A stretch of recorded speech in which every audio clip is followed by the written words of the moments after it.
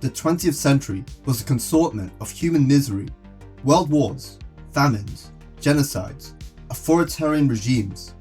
One of the contributing factors to all of this was ideology. We all know the horrors of fascism and Nazism, the Holocaust, starting World War II, cracking down on political dissidents, and wearing that hideous moustache, probably the worst crime he ever committed. So much negative aura there. But the followers of socialism and communism have also contributed to large-scale tragedies, whether it's the holodomor, gulags, starvation, also cracking down on political dissidents, and allegedly banging underage teenagers. Bruh. Real Andrew Tate stuff. Also allegedly. That would be fun to research. Anyways, with the fall of the Soviet Union, socialism and communism as economic and political systems have got a bad rap, leading many to view capitalism as a Chad ideology that defeated the virgin communists. Not to say that virginity or waiting till marriage is a bad thing, but memes are memes. Speaking of memes, ever since the Cold War and the dawn of the internet, instead of capitalists and communists fighting each other with guns, tanks and diplomacy, we now have them fighting with strongly worded tweets and memes to convince the other side of their argument. You may have heard of the phrase, "the left can't meme," a claim that progressives struggle to express their ideas in memes. It is implied that leftists don't have a sense of humor and or think a meme is a picture with a long paragraph of text with no punchline. I personally like more information and try to put as much data in the memes I make. But memes are meant to be simplistic. They need to have a punchline and have images with short text that can explain ideas, maybe even complex ones, in a way that is easy to understand. Saying right-wing are bad and stupid, or quoting 3 whole pages of Karl Marx doesn't fit as well in a meme. You need a basic joke with a setup and a proper punchline. If you want to write an essay, then make a long tweet, write an article on Substack, or in my case, create a long-winded video essay backed by sources in the description. Regardless, there can actually be some really good memes by the left, and a lot of times they can actually make really good punchlines and express ideas in an interesting way when they actually put their mind to it. And there can be some really bad right-wing memes, such as saying, "Liberal communist is dumb, stupid, and looks ugly. Let's laugh at our made-up caricature. Trump." But I don't assess the validity of an ideology by their inability to meme, or their sense of humor. I assess them by their moral claims and logical reasoning. I see the problems of socialist states being not their lack of a sense of humor, but by disrupting price signals, which leads to an inefficient allocation of resources, creating scarcities and black markets, as well as increasing the size and brutality of the state, leading to crackdowns of civil rights and freedoms. This is what happened in the Soviet Union and other communist countries in the 20th century. And sometimes, when you have capitalist versus communist debates on Twitter, this sometimes comes up. For instance, here's this lovely meme showing how American Zoomers love socialism, despite never experiencing it, but the Eastern Europeans who actually experienced socialism comes in and points out that these young Zoomers know nothing. Of course, one of those same socialists, probably a 15-year-old Zoomer, will claim that the Eastern Europeans lost everything that the Soviets gave them after economic liberalization. And of course, I wanted to be a little snarky here. I found a meme from someone else and pasted this response showing the former Eastern European socialist states, Czech Republic, Slovakia, Poland, Hungary, Romania, and Bulgaria's life expectancy flattening between 1960 and 1990, when these countries were under socialist rule, and then started exploding around the time the USSR was dissolved and these countries stopped being socialist. Wow, what a coincidence. Apparently the USSR gave them starvation. Communism is gay. Gay? You're cancelled! But then another socialist, Mr. Anti-RKP Action, responded with this meme. In this meme, it shows death rates from malnutrition for 5 different countries: China, Vietnam, Cuba, North Korea, and the United States of America. Malnutrition is when you don't have enough to eat, so this graph is basically showing the rate at which people starve to death.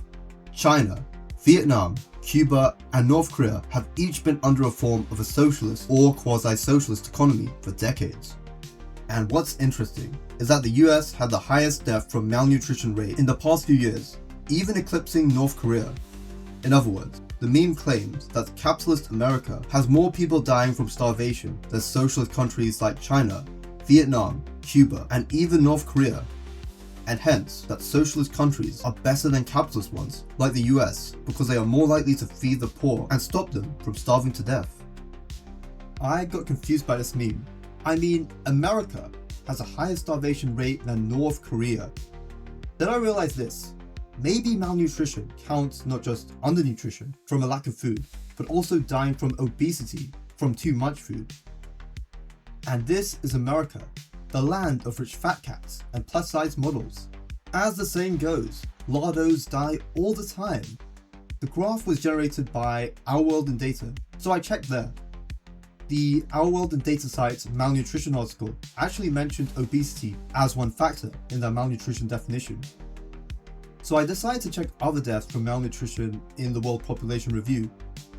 This one didn't even have the US, it just had US Virgin Islands. I'm a virgin. To make matters worse, they got the same estimates from Our World in Data. Then my dumb realized that the Our World in Data may not even factor in obesity in their malnutrition estimate, despite mentioning it in the article, since they didn't explicitly show their methodology in how they got the malnutrition rates. I tried checking another site, the World Life Expectancy, and it still showed similar results, that the United States had a higher deaths from malnutrition rate than Cuba, Vietnam, and China. Only North Korea was higher than America. So my research was either a waste of time, or whatever I did just proved the meme. Feeling like a moron, I realized that, like Hitler, I have lost aura. I am no longer a Sigma capitalist. I started questioning myself and having an existential crisis. Is communism true? Is communism the true Chad ideology? Is it that my capitalist ideology and my research methods are like the US Virgin Islands, as in a virgin, which is actually true in real life, but let's not get bogged down with the details. I'm a virgin. Is communism based, or capitalism is the real gay ideology? Am I gay? Ha! Gay! But here's a wonderful thing about Our World in Data. It has a ton of metrics related to nutrient consumption. You can do this really easily. Just head to the site and go search up a category. Click on it. Go to the filter and filter for only the countries you want.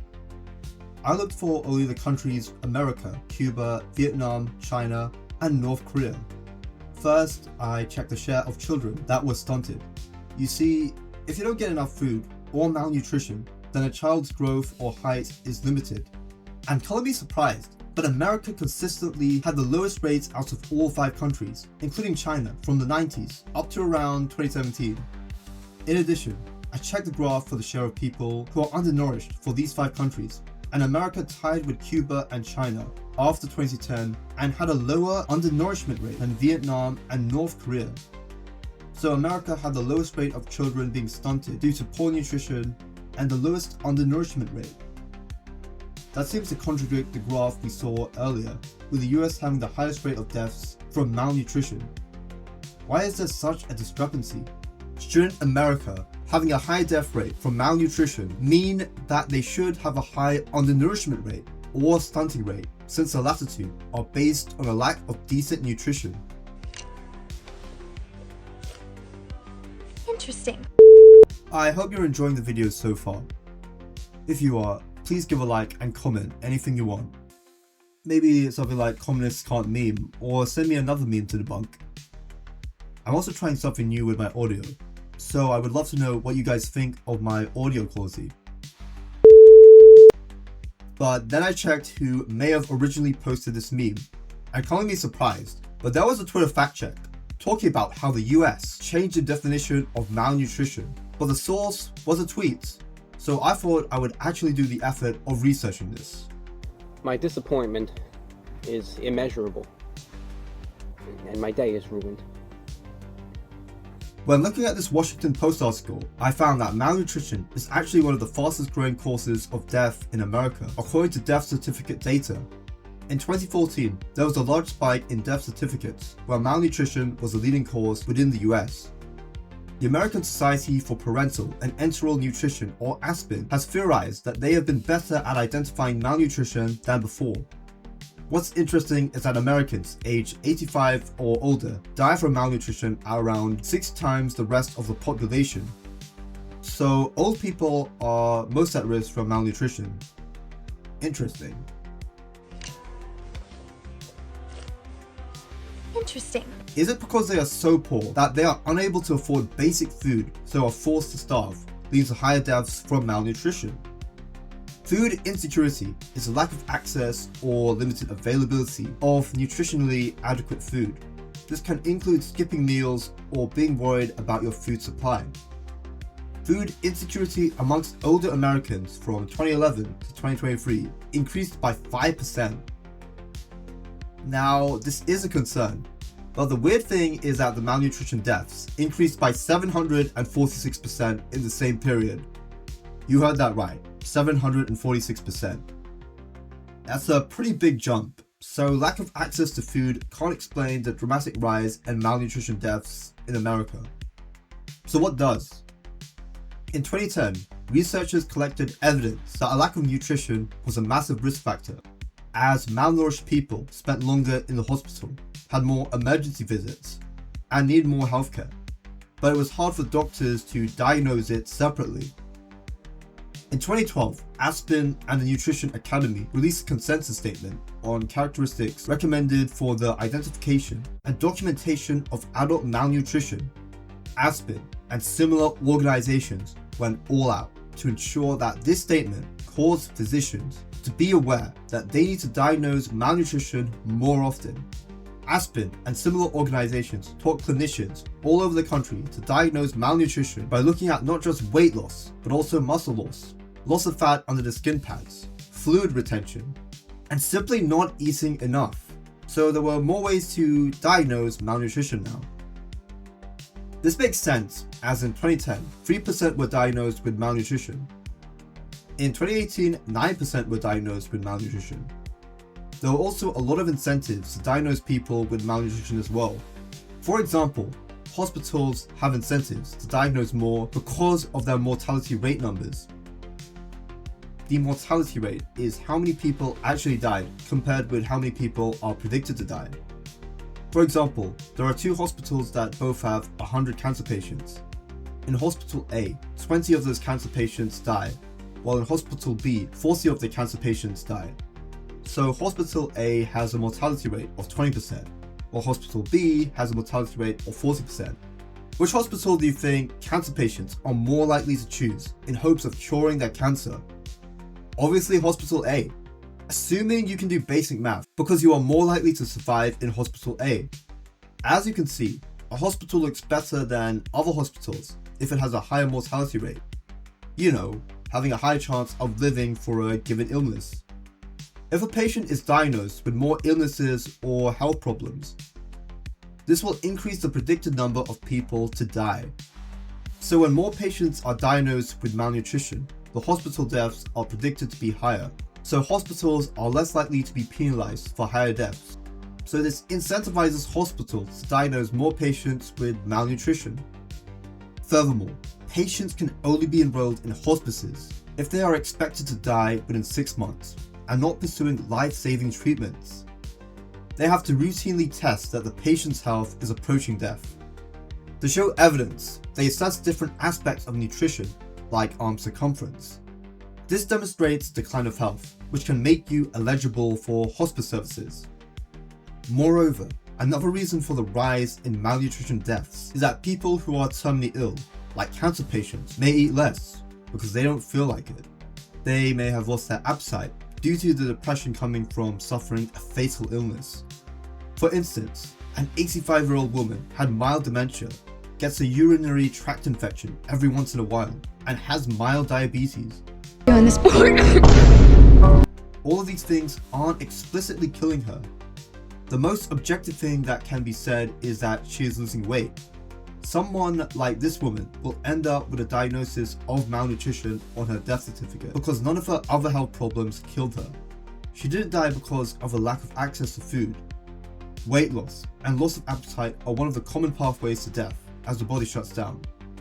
malnutrition seems to be an indicator of other underlying conditions rather than a lack of access to food in America. We also have a real life example for this. According to a director of a funeral home, Kurt Sofe, his wife's 93-year-old father suffered a stroke and soon lost the desire to eat. The elderly father claimed everything tasted like sand. They tried things like protein drinks, protein bars, steaks, potatoes, everything. He didn't want to eat. It is a problem that can't easily be fixed by making food more accessible. So overall, the death from malnutrition rate spiked because many US health organizations discovered how malnutrition can make diseases worse, found new ways of identifying malnutrition, and that there were multiple incentives to increase documentation of malnutrition. None of this has to do with food insecurity or the poor not being able to afford enough food to survive. So it appears that capitalist countries have not lost their aura, and that communists still can't meme. He says communism is gay. Gay? You're cancelled! You're no comrade of mine! Off to gulag with you! Anyways, I hope you enjoyed that video. I'm thinking about making this a series called Communists Can't Meme. I'm also thinking of doing a separate series called The Left Can't Meme, which I guess would be a series that will focus less on socialists and more on Keynesians as well as social issues. If you guys have a meme for me to debunk, or you can at me or even maybe DM me the meme, or maybe send me a link in my comment section or in my community tab. I've also been experimenting with my audio quality, so I'm curious what you guys think of my audio. As always, there's a lot of stuff I want to talk about, from Henry Nowak and Hassan Piker to rent control, which are apparently being talked about a lot on Twitter thanks to Zoran Mandani. I've actually made 2 rent control videos which you guys can check out in the meantime. I started trying to work on my housing and rent control videos, so it's going to be a bit of a while until I comment on Zoran's rent control policy. Anyways, if you've enjoyed this video, please give a like and comment, as it really helps my video in the YouTube algorithm. And thanks for watching. Bye.